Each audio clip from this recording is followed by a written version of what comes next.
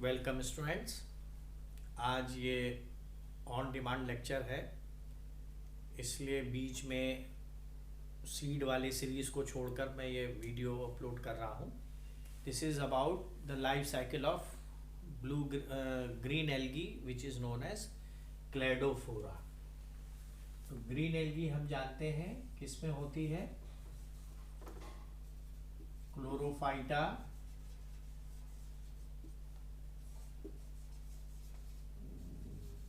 Chlorophyceae class है, क्लैडोफोरेल्स,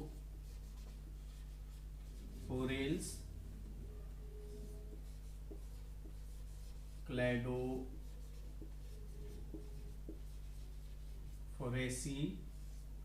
and the genus is Cladophora.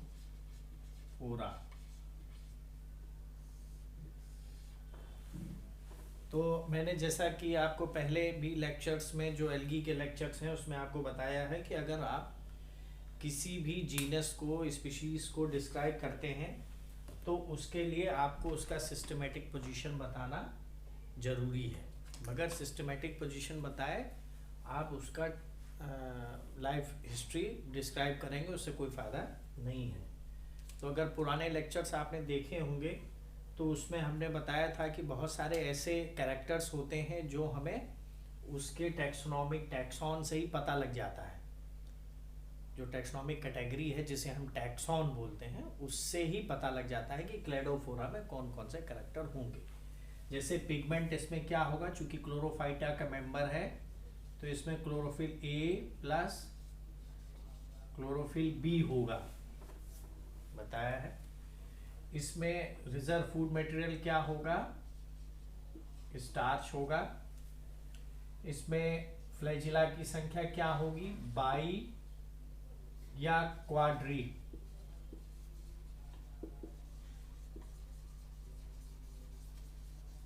यानी जो भी मोटाइल सेल्स होंगे वो बाई फ्लैजिलेट या क्वाड्री फ्लैजिलेट हो सकते हैं। सेल वॉल किसकी होगी, सेलुलोज की होगी। और क्लोरोफिल के अलावा कैरोटीन क्या होगा, बीटा कैरोटीन होगा। और बहुत सारे ज़ैंथोफिल्स हैं जो हो सकते हैं। तो ये कैरेक्टर है क्लैडोफोरा के, लेकिन हमें पता किसकी वजह से है, क्लोरोफाइटा का कैरेक्टर चूंकि हमने पढ़ा हुआ है इसलिए हमें मालूम है कि ये वाले कैरेक्टर क्लोरोफाइटा के जितने भी मेंबर्स होंगे सब में सेम होंगे। तो क्लोरोफाइटा में एक डिवीजन में सिर्फ एक ही क्लास है क्लोरोफाइसी, इसलिए दोनों के सेम कैरेक्टर है। उसमें भी क्लैडोफोरेल्स, अब ये ऑर्डर बन गया। तो ऑर्डर बन गया तो ऑर्डर में क्या है कि जो सेल है वो कैसा है,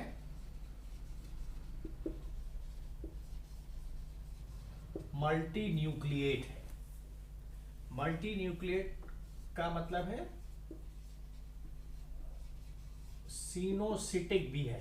देखिए दो चीज होती, एक तो एक ही सेल हो और मल्टी न्यूक्लिएट हो, तो वो तो एक सेल है मल्टी न्यूक्लिएट हो गई। लेकिन सिनोसिटिक का मतलब है कि जो मल्टी न्यूक्लिएट कंडीशन है वो एक से ज़्यादा सेल को मिला करके बन रही है।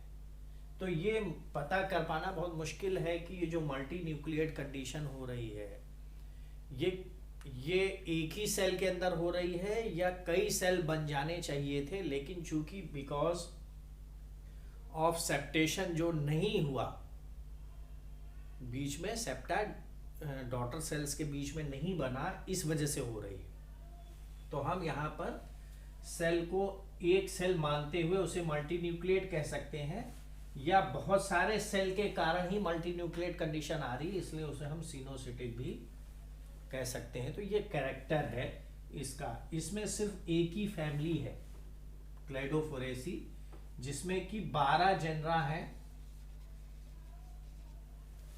12 जेनरा है और कम से कम 350 स्पीशीज है ऑल ओवर द वर्ल्ड। उस 12 जेनरा में से हम क्लैडोफोरा आज पढ़ेंगे। क्लैडोफोरा की इंडिया में करीब करीब 3 स्पीशीज मिलती है, जिसके बारे में हम अभी आपको बताएंगे।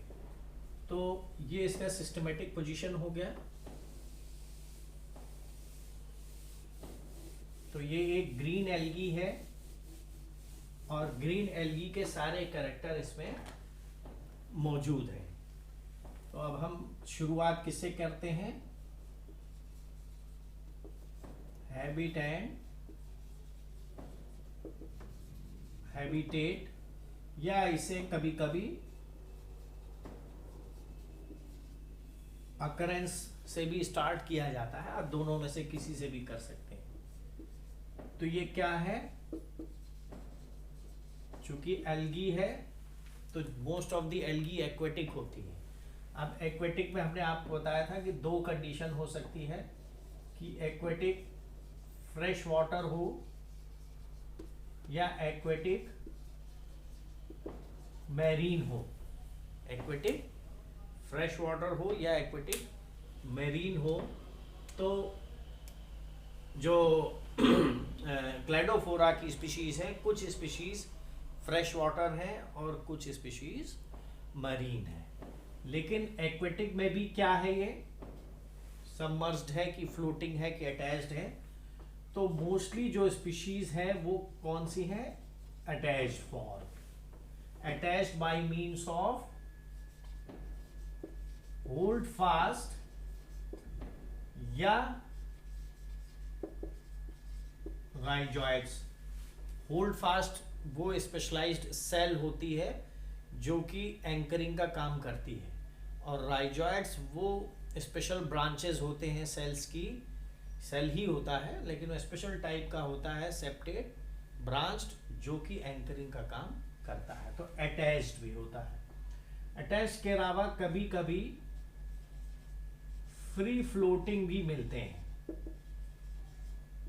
तो फ्री फ्लोटिंग में क्या होता है कि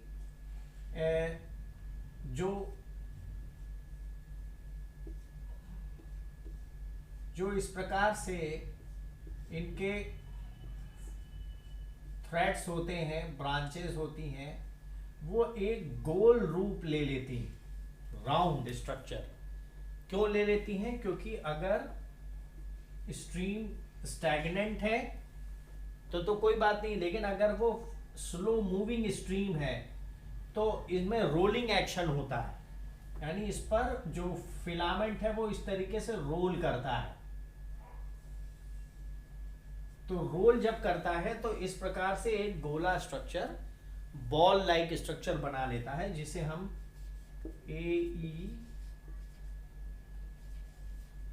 एग्रोपिला बोलते हैं। गैग्रोपिला।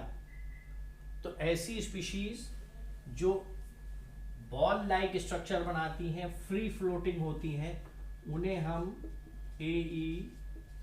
गैग्रोपिलस स्पीशीज बोलते हैं। तो फ्री फ्लोटिंग स्पीशीज का अगर हम नाम लिखें तो क्या हो जाएगा? क्लेडोफोरा फ्रैक्टा या होलसैटिका। क्लेडोफोरा होलसैटिका। एक और स्पीशीज होती है क्लेडोफोरा ग्लोमेरेटा। ये तीनों की तीनों स्पीशीज इंडियन है।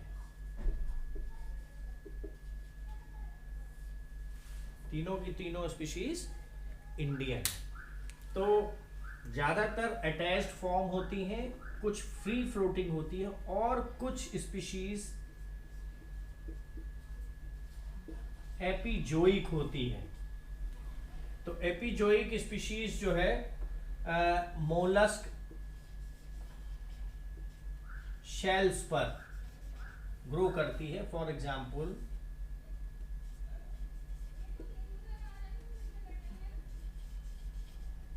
क्रिस्पेटा। क्लेडोफोरा क्रिस्पेटा जो है आपको मोलस्क शेल पर ग्रो करती मिल जाएगी। तो ये तो इनके हैबिटेट के बारे में हुआ। हैबिटेट के बाद जो हैबिट है वो जिसको अभी भी हम डिस्कस कर रहे थे वो ये है कि अटैच्ड फॉर्म है, फ्री फ्लोटिंग है, और इपिजोइक भी है, लेकिन ये जो बॉडी है इसकी, अब हम इसके बाद किसकी बात करेंगे, प्लांट बॉडी की या थैलस की। तो जो थैलस है वो क्या है, वो सिंपल बुश लाइक स्ट्रक्चर है, बुश लाइक है यानी झाड़ी जैसा, simple Bush like branched.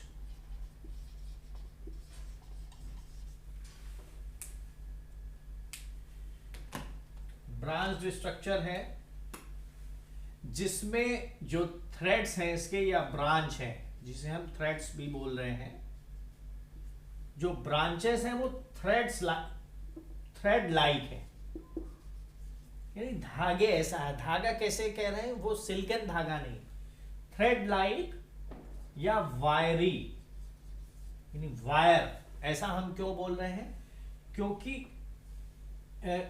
Choirs इसकी कंसिस्टेंसी है। क्वायर्स माने होता है थोड़ा रूखा, तो जब हम इसे छुएंगे तो हमें ये थोड़ा हार्ड सा दिखाई देगा। क्वायर्स माने रूखा,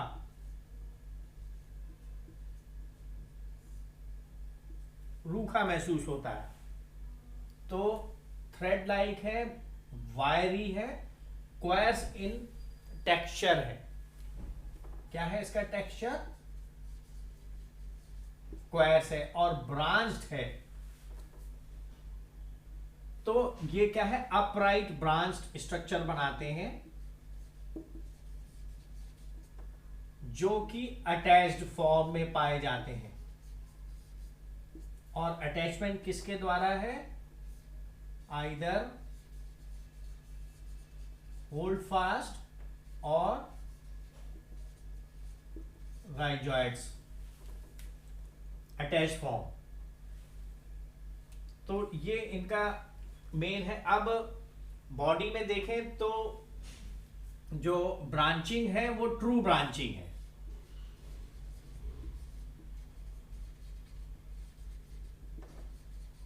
तो इसमें अगर हम इसे देखें तो क्या होगा, इस प्रकार से हमें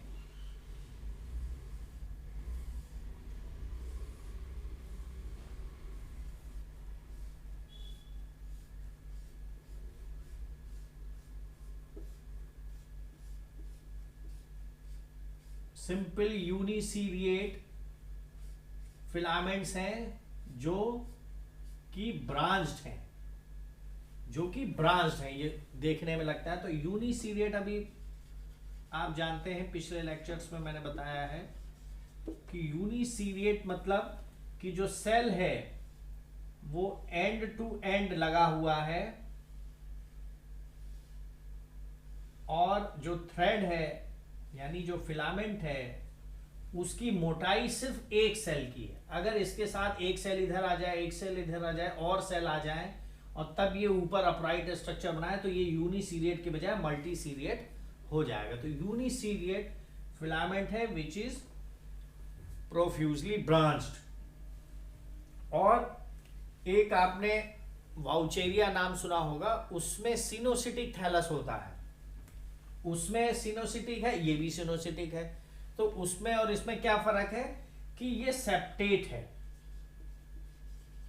भले सेप्टा जिन सेल्स के पोर्शंस को अलग कर रहा है वो मल्टी न्यूक्लिएट हो, लेकिन यहां पर सेप्टा है।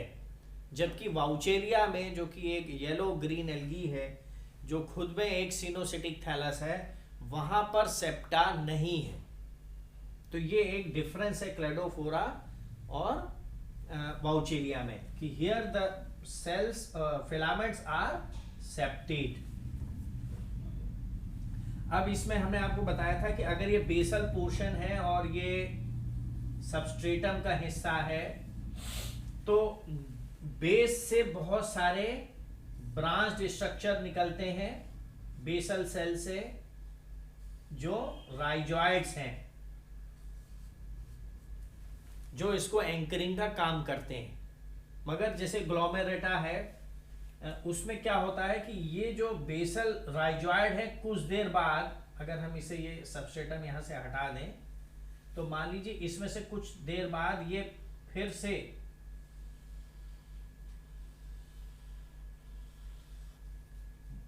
कुछ इंटरवल पर फिर से एक ब्रांच्ड थैलस का निर्माण करते हैं।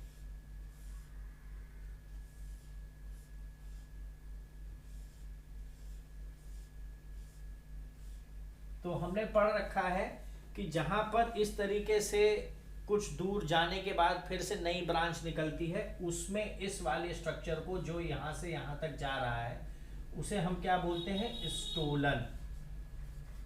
तो यहाँ ये स्टोलन की तरीके से भी जो राइजॉइड लाइक स्ट्रक्चर है ये स्टोलन की तरीके से भी काम करते हैं। राइजॉइड क्या है, मल्टी न्यूक्लिएट स्ट्रक्चर है, मल्टी सेलुलर स्ट्रक्चर है और सेप्टेट भी है। क्योंकि इससे पहले आपने जो राइजॉइड्स पढ़े होंगे वो सारे यूनिसेलुलर थे। यहाँ पे जो राइजॉइड्स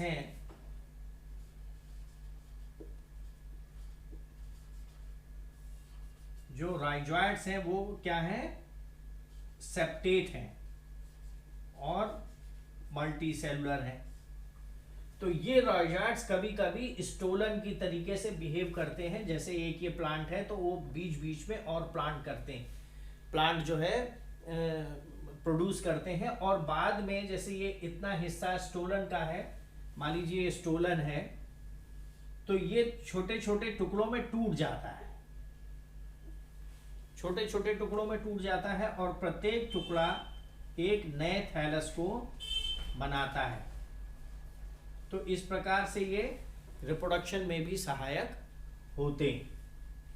तो ये इसका जो है थैलस का स्ट्रक्चर है, जिसमें अब हम इनके सेल की बात करेंगे कि सेल क्या है। तो सेल जो है एक सिलिंड्रिकल स्ट्रक्चर है,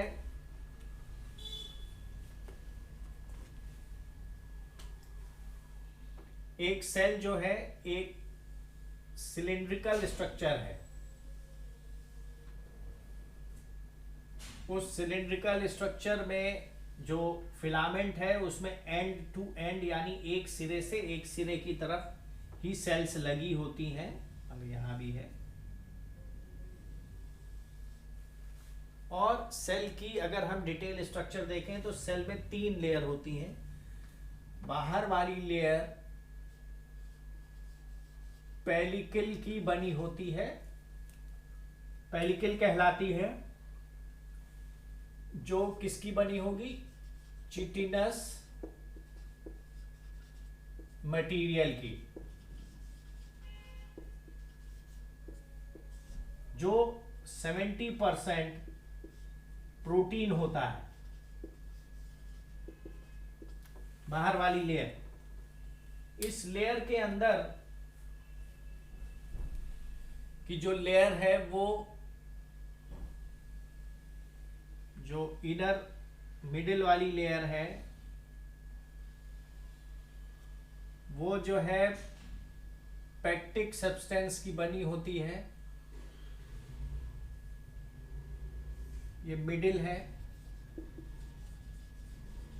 ये आउटर है, ये किसकी बनी हुई है, पेक्टिक सब्सटेंस की।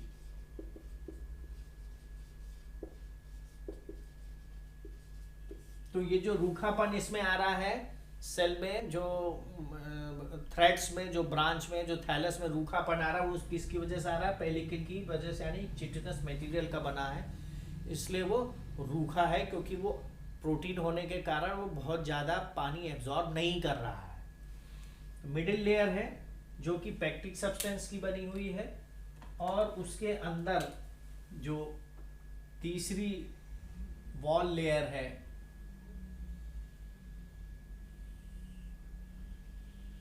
वो सेलुलोज की है। वो किसकी बनी है,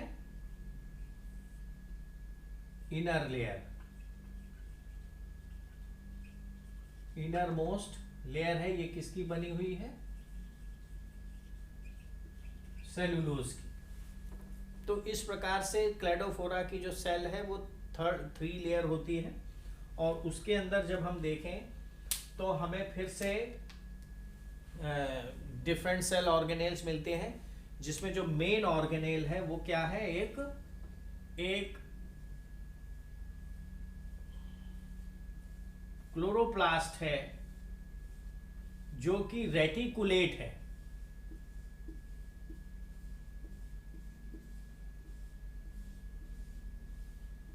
और ये रेटिकुलेशन जो है, ये इसमें बहुत सारे पायरिनॉइड्स हैं।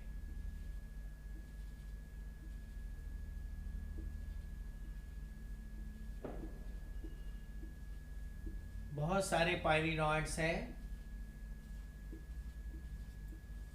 तो इस प्रकार का जो रेटिकुलेटेड क्लोरोप्लास्ट होता है वो होता क्या है बेसिकली, अगर ये तो हमने लंबाई में डायग्राम बनाया है, अगर इसे हम टॉप व्यू देखें यानी सेल को अगर हम ऊपर से देखें तो ये सेल वॉल हो गई। सेल वॉल के अंदर यहाँ पर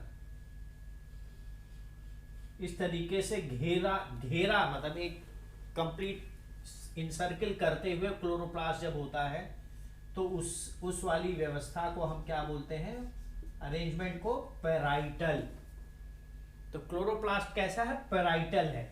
लेकिन चूंकि सेल बहुत बड़ी है और क्लोरोप्लास्ट स्ट्रेचिंग के कारण टूट गया है, यानी उसके बीच बीच में होल्स हो गए हैं, तो कुछ हिस्से दिख रहे हैं, तो इसलिए वो कैसा दिखाई दे रहा है,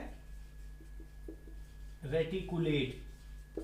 रेटिकुलेट माने होता है जाली ऐसा, तो वो जाली ऐसा दिखाई दे रहा है। लेकिन ये चारों तरफ इनसर्किल किया है, तो बीच में क्या है, बीच में एक वैक्यूल है, बीच में पूरे एक वैक्यूल है। अब ये थोड़ा सा एक साइंटिस्ट थे कार्टर,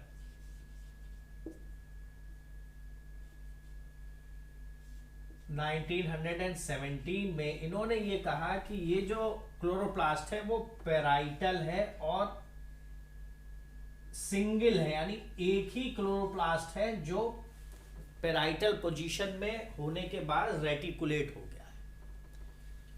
लेकिन एक साइंटिस्ट और आए, शिमिट्ज,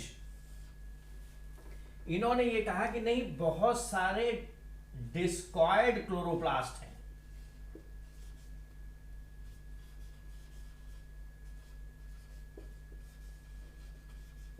बहुत सारे डिस्कॉइड क्लोरोप्लास्ट हैं जो इस तरीके से एक एक पायरिनॉइड को रखते हुए आपस में जुड़े हुए हैं। तो उनका ये मानना था कि चूंकि बहुत सारी न्यूक्लियाई है और ये सिनोसिटिक कंडीशन है, तो सिनोसिटिक का मतलब मल्टी सेलुलर कंडीशन है, तो इसलिए ये सोचना ज़्यादा अच्छा होगा कि हम इस पूरे क्लोरोप्लास्ट को एक ना मान करके हम इसे ग्रुप ऑफ डिस्कॉइड क्लोरोप्लास्ट माने। डिस्कॉइड मतलब डिस्क लाइक, एक डिस्क लाइक अगर क्लोरो स्ट्रक्चर है जिसमें कि बीच में एक पायरिनॉइड है, तो ये एक डिस्कॉइड क्लोरोप्लास्ट कहलाएगा। तो जो पॉपुलर व्यू है वो इन्हीं का है, शिमिट्स का, कि the chloroplast present in the cladophoral cell is the group of discoid chloroplast जो आपस में साइटोप्लाज्मिक चैनल स्ट्रैंड के द्वारा या आपस में अपने क्लोरोप्लास्टिक स्ट्रैंड के द्वारा जुड़े हुए। तो ये तो हो गया क्लोरोप्लास्ट के बारे में। जब क्लोरोप्लास्ट से अंदर हम जाएंगे तो हमें बहुत सारे न्यूक्लियाई दिखाई देंगे जो क्लोरोप्लास्ट और सेंट्रल वैक्यूल के बीच में होते हैं। तो ये ज्यादातर न्यूक्लियाई जो होता है क्लोरोप्लास्ट के अंदर ही होता है और वैक्यूल के बीच में होता है। तो इसमें एक सेंट्रल वैक्यूल है। बहुत सारी ऐसी भी स्पीशीज, नहीं ऐसी स्पीशीज तो मत कहिए, लेकिन बहुत सारे ऐसे कंडीशंस हैं जिसमें एक बड़ी वैक्यूल ना होकर के छोटी छोटी कई सारी वैक्यूल्स होती हैं। तो ये एक थोड़ा सा स्ट्रक्चर ऑफ सेल है जो सेल है जिसके बारे में आपको थोड़ा सा जानना चाहिए। इसमें कोई बहुत इम्पोर्टेंट ऐसा पॉइंट नहीं है कि जिसके बारे में आप जानें। बस इतना जान सकते हैं कि बड़े एग्जाम्स में जो पूछा जाता है वो लेयर के बारे में पूछा जाता है कि how many layers are there in the cell wall of Cladophora. तो क्लेडोफोरा में सेल वॉल कितनी है? 3 लेयर की, ये याद रखिएगा।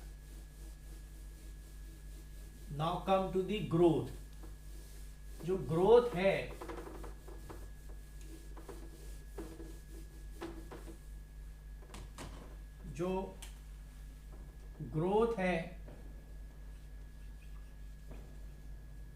वो सेल डिवीजन वाला द्वारा होती है, लेकिन बेसिकली एपिकल सेल के द्वारा होती है। एपिकल सेल ही ग्रो करेगा। और मान लीजिए ये है एक एपिकल सेल है और उसके नीचे वाले सेल्स अलग अलग हैं, तो ये ग्रो करेगा और सिंपली मल्टी न्यूक्लिएट हो जाता है, ग्रो करता है बहुत सारे। और इसमें जो सेप्टा बनते हैं उसका सेल डिवीजन से कोई मतलब नहीं है। ये धीरे धीरे ग्रो करेगा और बाद में ऊपर की तरफ एक सेप्टा बन जाएगा। तो growth is by means of cell division and extension.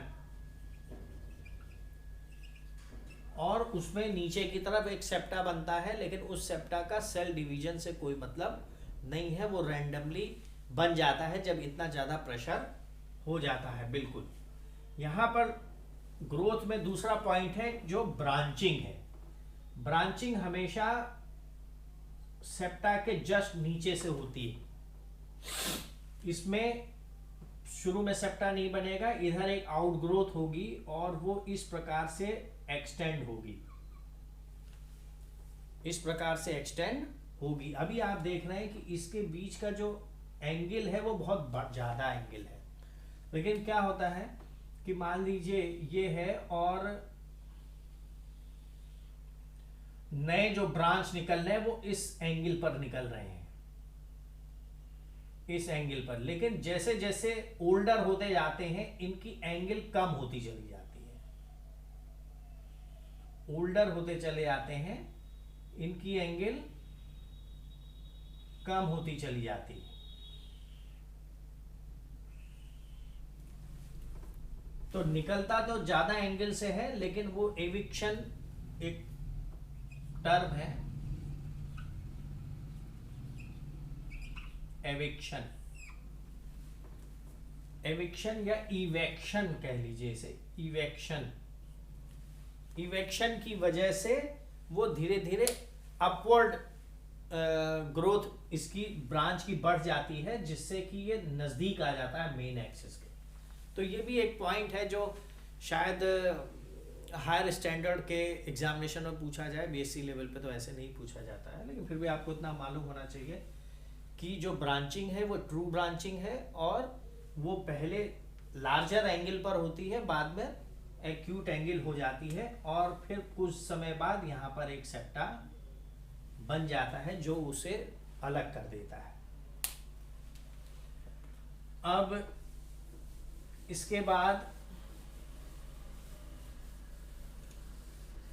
Reproduction में बात करते हैं।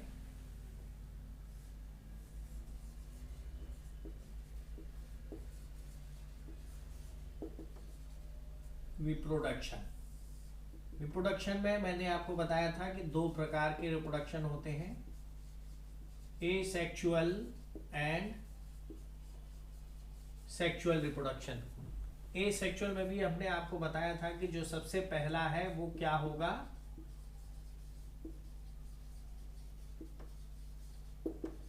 फ्रैगमेंटेशन। तो ये जाहिर सी मतलब एक कॉमन कैरेक्टर है एल्गी का या लोअर प्लांट्स का कि जिसमें कि बॉडी का कोई पार्ट अगर अलग हो जाए किसी फिजिकल फैक्टर के द्वारा, मान लीजिए वेव एक्शन है, किसी एनिमल ने वहाँ से गुजर गया, उस टच कर गया, उसको तोड़ दिया, अटैक कर दिया, तो जो फ्रैगमेंट बनते हैं वो फिर से एक बड़ा थैलस बना लेते हैं। तो ये तो आपको हमने बताया कि जितने भी फिलामेंटस स्ट्रक्चर्स हैं एल्गल हैं जो किसी भी चाहे किसी भी क्लास में हो, उसमें फ्रैगमेंटेशन एक main means of asexual reproduction होता है। दूसरा पॉइंट है फॉर्मेशन ऑफ स्टोरेज सेल्स। अब ये एक नया पॉइंट है जो कि ज़्यादातर में रिपोर्टेड नहीं है।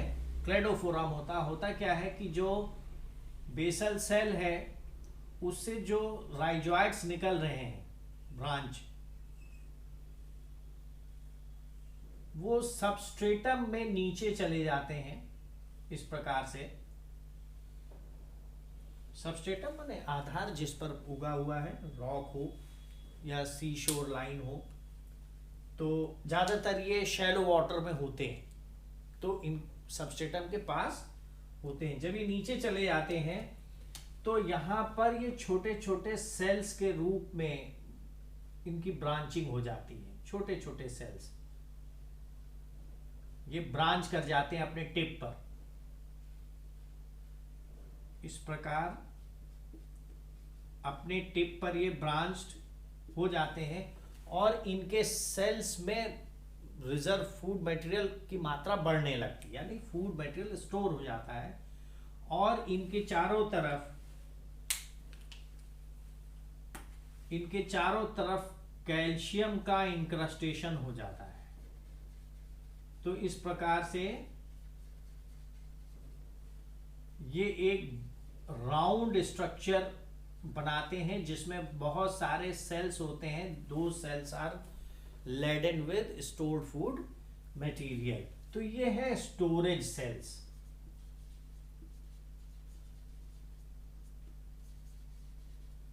ये है राइजॉइड्स और ये बेसल सेल है। तो राइजॉइड नीचे सबस्ट्रेटम पे जाता है और स्टोर्ड फूड मटेरियल के साथ बहुत सारे छोटे छोटे सेल बनाता है। This is the mainly means to tide over the unfavourable season. किसको, अगर कोई अनफेवरेबल सीजन है तो उसे टाइड ओवर करने के लिए, tide over the unfavourable season. तो ये हो सकता है बाद में सब वैनिश कर जाए, यानी सब डीजनरेट कर जाए, राइजर फेडरल सब खत्म हो जाए, लेकिन ये बचा रहेगा और इनके सेल फिर से वेजिटेटिवली डिवाइड करके और एक नया थैलस बना लेंगे। तीसरा पॉइंट है एसेक्सुअल रिप्रोडक्शन का बाय मीन्स ऑफ स्टोलन्स।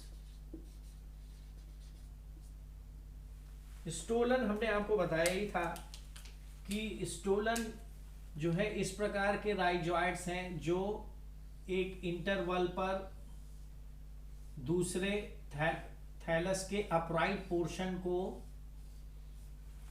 जन्म देते हैं। लेकिन ये स्टोलन खुद भी अपने डिफरेंट छोटे छोटे टुकड़ों में टूट जाते हैं। छोटे छोटे टुकड़ों में टूट जाता है और ब्रेक्स इन शॉर्ट सेगमेंट्स। छोटे छोटे टुकड़ों में टूट जाता है और प्रत्येक टुकड़ा बाद में ग्रो करके और एक मैच्योर थैलस बना लेता है। तो ये स्टोलन है। चौथा तरीका है by means of akinetes. Akinetes के बारे में आपने पहले भी पढ़ा है। Akinetes are those thick walled cells which are a means to tide over the unfavorable season। तो यहाँ पर एकाइनीड में वो स्पोर हैं जो नॉन मोटाइल होते हैं और थिक वॉल्ड होते हैं। स्पोर हैं मगर जो थिक वॉल्ड होंगे और नॉन मोटाइल होंगे। तो यहाँ पर क्या होता है कि जो एक ब्रांच है, मान लीजिए ये एक ब्रांच है जिसका एक टिप है, तो ये ब्रांच क्या करेगी, अपने जो ये सेल है, यानी ऊपर एक जो सेल है ब्रांच के टिप पर, वो छोटे छोटे सेल्स में कन्वर्ट हो जाती है।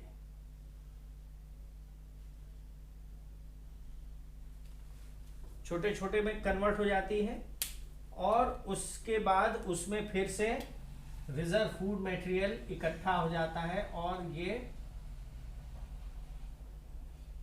और थिक वॉल सेल हो जाती है।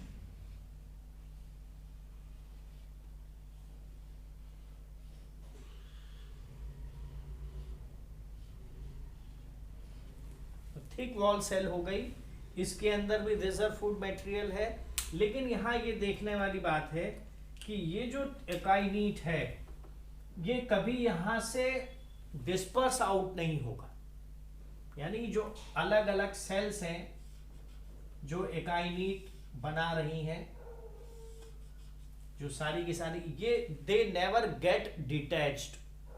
तो इनमें जो न्यूक्लियाई है, मल्टी न्यूक्लिएट कंडीशन है, ये बगैर डिटैच हुए और बगैर डिटैच हुए ही इसी में रहे रहे ही एक नया थैलस बनाने लगते हैं।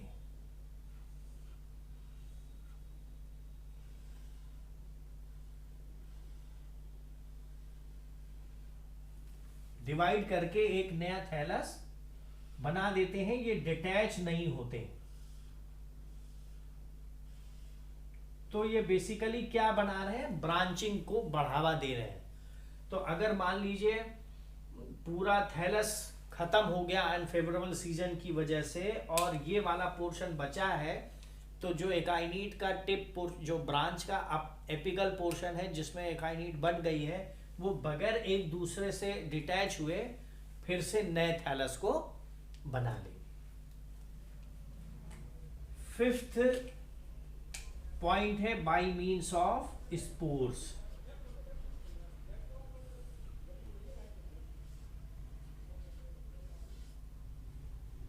बाय मीन्स ऑफ स्पोर्स, तो ज्यादातर क्लेडोफोरा में कोई स्पोर्स मोटाइल नहीं बनता है, लेकिन फिर भी एक्सेप्शंस है, जो कि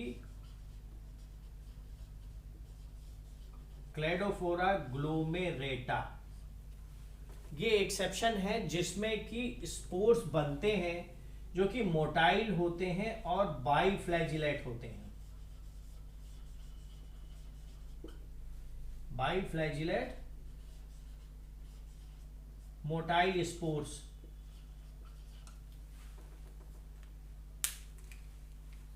जिन्हें हम जू स्पोर्स बोलते हैं,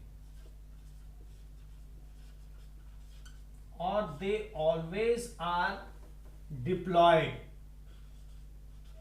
यानी 2n होंगे।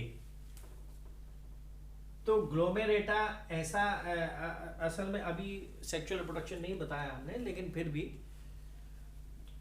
एक्चुअली होता क्या है कि क्लेडोफोरा में दो प्रकार के थैलस पाए जाते हैं। एक गैमिटोफाइट है जिसे हम गैमिटोथैलस बोलते हैं, और एक स्पोरोफाइट है जिसे हम स्पोरोथैलस बोलते हैं। ये दो प्रकार के थैलस मिलते हैं। तो दोनों प्रकार के थैलस में आप डिफरेंस नहीं कर सकते, यानी देखने में बिल्कुल सेम है। तो कैसे होगा, जब सेम होता है तो हम क्या बोलते हैं, आइसो। देखने का मतलब मॉर्फोलॉजिकली, तो इसे क्या बोलेंगे, आइसोमॉर्फिक। तो आइसोमॉर्फिक क्या है, दो जनरेशन है। तो ग्लोमेरेटा है, इसकी खास बात क्या है कि इसमें दो थैलस नहीं होते, ये नहीं होता। तो ग्लोमेरेटा में क्या है, सिर्फ स्पोरोथैलस होता है, यानी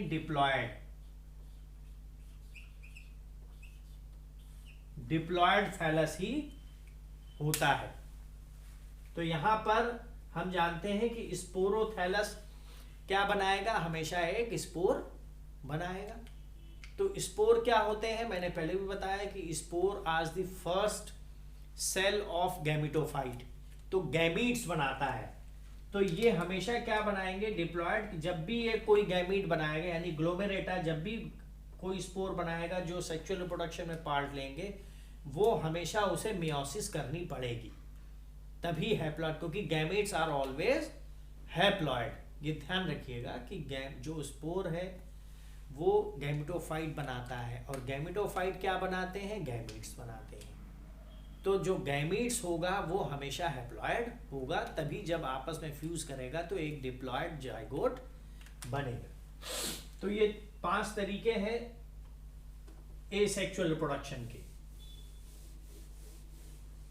ये जो ज़ूस्पोर है ये बाइफ्लैजिलेट होता है, और इसे बनाने के लिए जो किसी भी ब्रांच की जो एपिकल सेल है, तो ये अभी हमने बताया आपको कि सिर्फ क्लैडोफोरा ग्लोमेरेटा में बनता है। तो नेचुरली ये जो थैलस होगा ये क्या होगा, 2n होगा। तो जो स्पोर बनेगा, जू स्पोर बनेगा, वो 2n होता है। तो उसमें जो ऊपर वाला सेल है इसमें बहुत सारे न्यूक्लियाई तो पहले से रहते हैं। धीरे धीरे क्या होता है कि इनका जो वैक्यूल है वो खत्म हो जाता है, और उसकी जगह बहुत सारे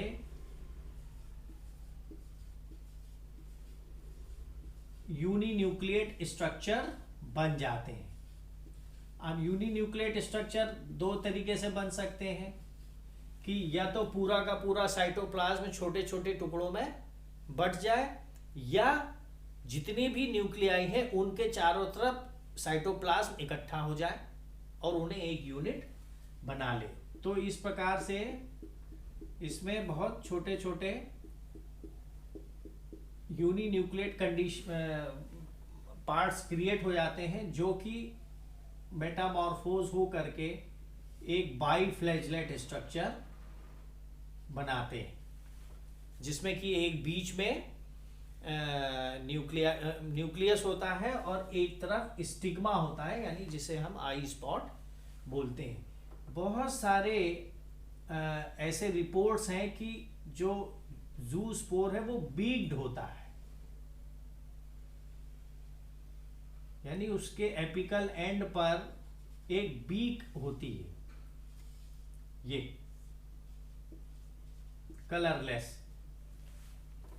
तो खैर कोई बात नहीं है, लेकिन ज़ूस्पोर जो है वो always they are biflagellate and 2n, यानी डिप्लॉयड होंगे, कभी भी हैप्लॉयड नहीं होंगे। अगर हैप्लॉयड हो जाएंगे तो वो गैमीट्स कहलाएंगे, ना कि ज़ूस्पोर कहलाएंगे। तो ये एक तरीका था, और ये जब बाहर जाएगा फिर सबस्ट्रेटम पे गिरेगा, अपने फ्लैजिलम को हटा लेगा, और जो सिंगल न्यूक्लियस है ये डिवाइड करके मल्टी न्यूक्लिएट कंडीशन बनाएगा, और फिर से एक नया थैलस बना लेगा। वो एक सिंपल सी प्रोसीजर है, उसमें कोई ऐसा नहीं है कि जिसको कि नहीं समझा जा सके।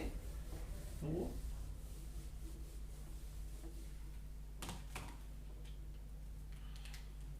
सेक्सुअल रिप्रोडक्शन में यहाँ अल्टरनेशन ऑफ जनरेशन क्या है,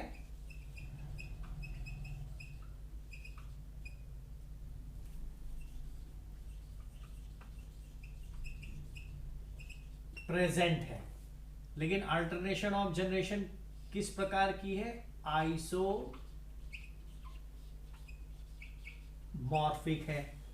आइसोमॉर्फिक का मतलब ये हो गया, और प्रेजेंट का मतलब ये हो गया कि एक तो हैप्लॉयड जनरेशन होगी और एक डिप्लॉयड जनरेशन होगी, जिसे हम गैमिटोथैलस या गैमिटोफाइट बोलते हैं,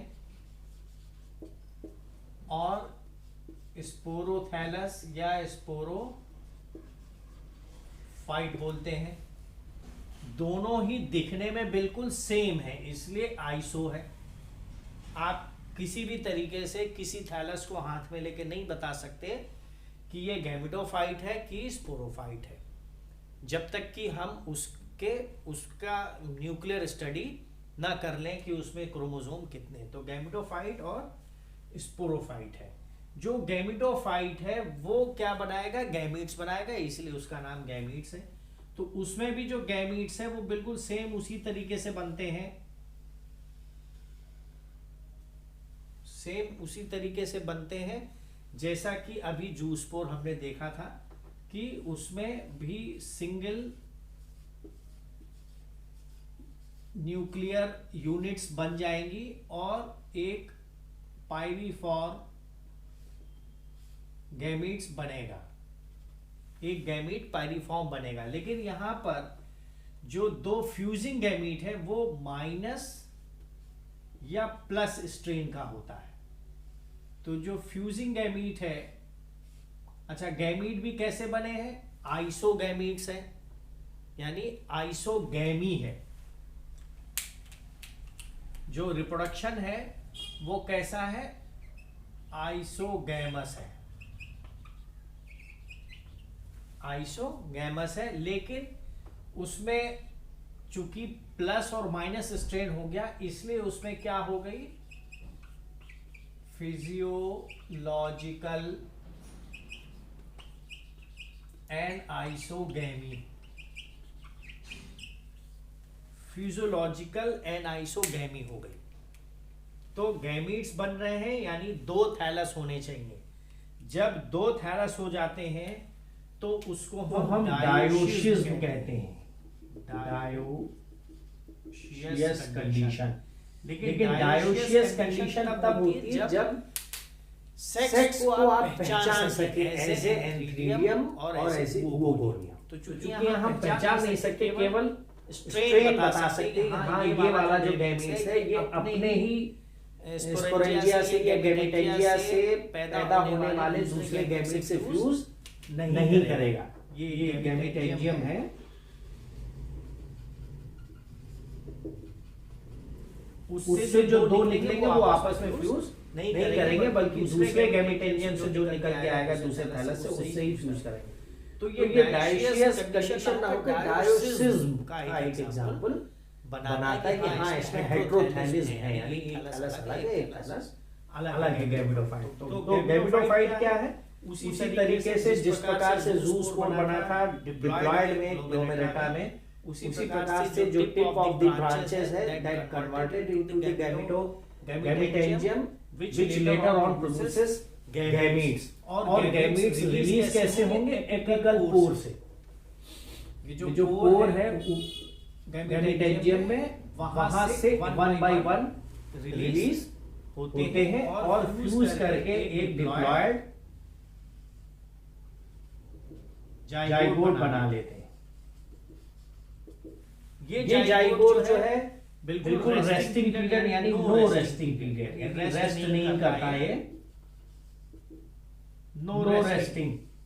और माइटोसिस, मियोसिस नहीं, माइटोसिस के द्वारा ये एक मैच्योर थैलस बनाता है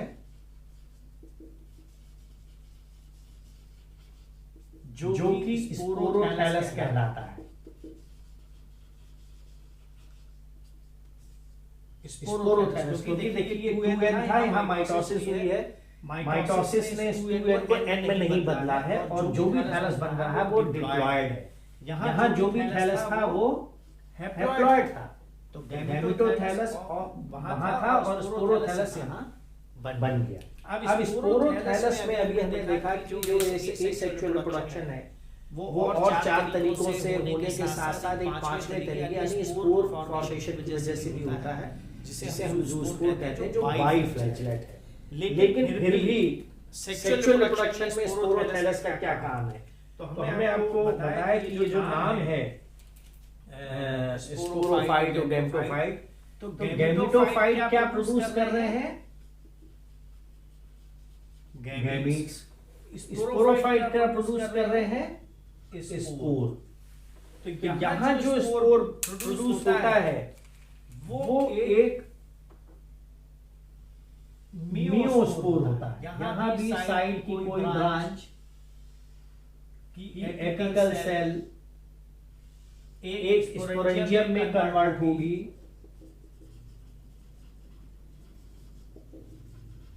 यहाँ पर यूनिन्यूक्लियेट यूनिट बनने से पहले मियोसिस होगी।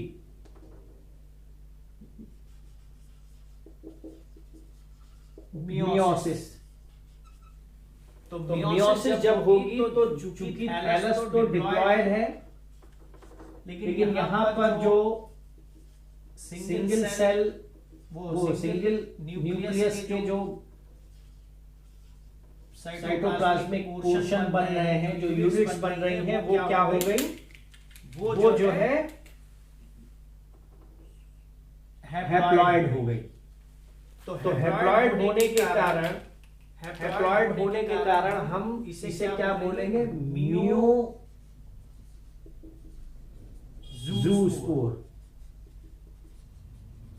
ये म्यूजूस्पोर है जो कि एक एपिकल पोर से बाहर निकलेगा।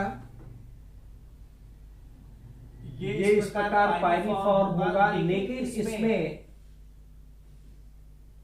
चार फ्लैजिला होंगे। तो म्यूस्पोर क्या हो गया,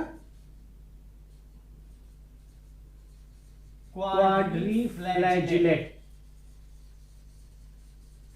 जबकि इसी थैलस पर जो ज़ूस्पोर था वो बाइफ्लैजिलेट था, जो एसेक्सुअली रिप्रोड्यूस कर रहा था।